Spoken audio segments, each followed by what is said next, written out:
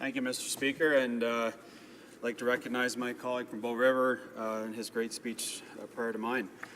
I had a private member's bill in the last Parliament that specifically addressed the ATT and are not signing on to the particular agreement, not being a part of it in its form that it was currently. And it was motion M589, that in the opinion of the House, Canada already exceeds the standards listed in the United Nations Resolution 2255 concerning firearms, the resolution.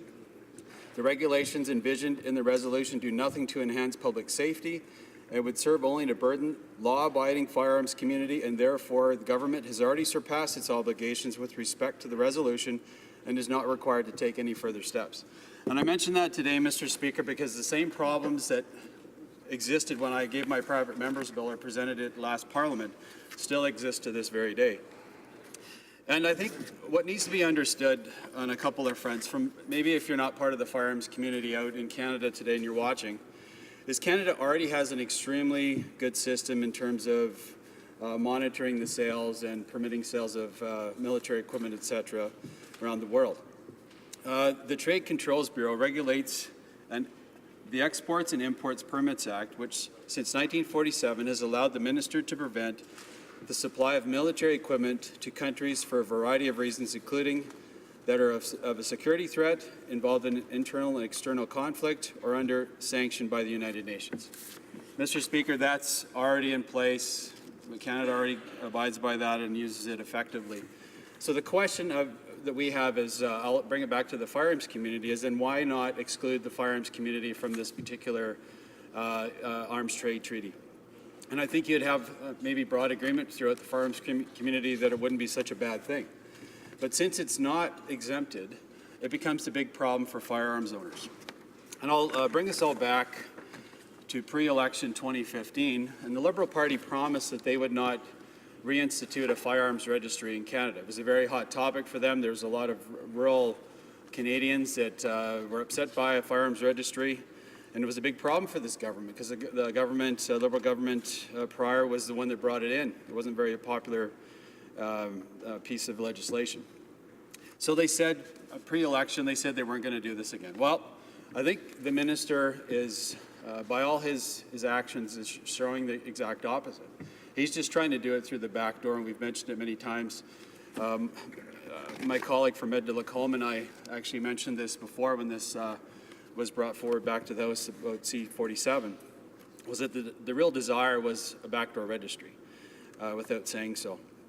Because what this bill actually requires, and I'll read out some of the parts of it, this is it right there. This is Bill C-47 for all those in Canada that are watching. Again, you can see the actual act.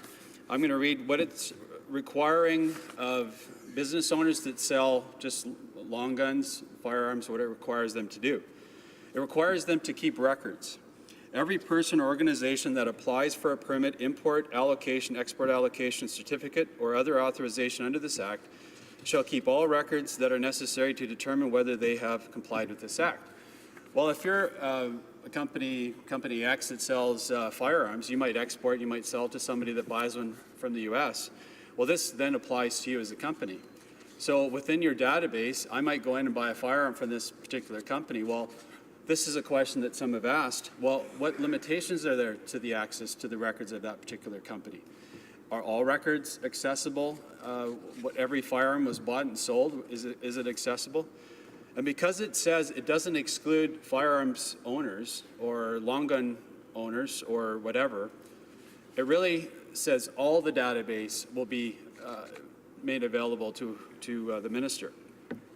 I'll talk about some more things in the actual act and why we have problems with electronic records. Every person or organization that is required to keep a record and that does so electronically shall ensure that all equipment and software necessary to make the record intelligible are available during the retention period required for the record. So it's computers, etc., so it needs to be accessible.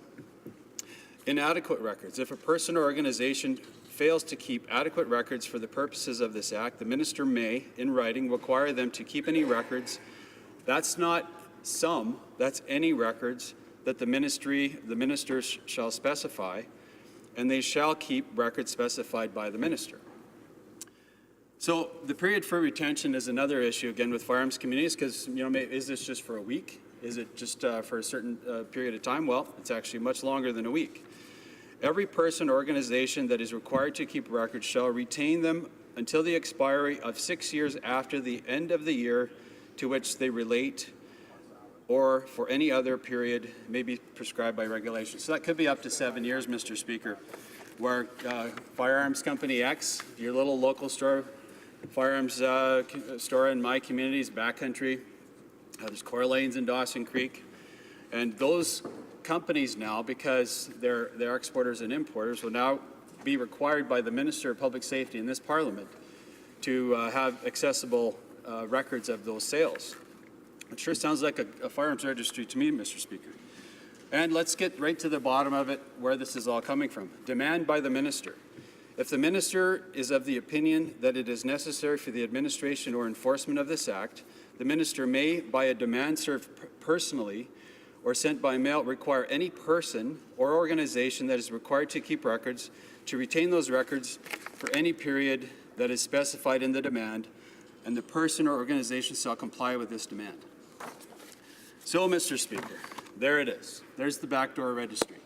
We see that this minister's already talked about in another piece of legislation that's coming before us very soon about handing over the previous firearms registry data to a province in this country. So it seems like in one hand he's saying he's told his electorate, especially those in Saskatchewan, the ones that sent him back to Ottawa, that they're going to be reassured that there was not going to be ever a firearms registry ever brought forward again by a Liberal government. But here we have two examples. Today it's C-47. The next day it'll be 58, about doing the exact opposite. And I think that's where our firearms community is so concerned. We saw that it was ineffective the last time it was brought in. It was very expensive. And it was really putting the focus on the wrong individuals. I'm a firearms owner myself. I do it lawfully. I've been trained safely how to fire and handle restricted firearms, non-restricted firearms, etc. And for people that obey the law and do it properly, this is, we think, unneeded attention on a community that safely and lawfully buys and sells firearms and does it as part of our history. I have a pin on my lapel right now, and I'm co-chair of the Parliamentary Outdoor Caucus, and I do that with a colleague from across the way. And we support hunters, anglers, outfitters, trappers, etc. And we support those historic, really, events that we really started this country. It started with the fur trade, and a lot of my constituents still hunt and trap and fish. I like to do that when I have time to get out there. But these kind of laws have a negative effect on those kind of communities, because now we put the focus on them like they're criminals already, and they've done nothing wrong. All they've done is chosen to buy a firearm to go hunt and provide food for their family. And again, I think the crux of my argument today, Mr. Speaker, is here's a Liberal government that said they weren't going to bring in a firearms registry. They said it over and over again because it was a big deal to a lot of their constituents.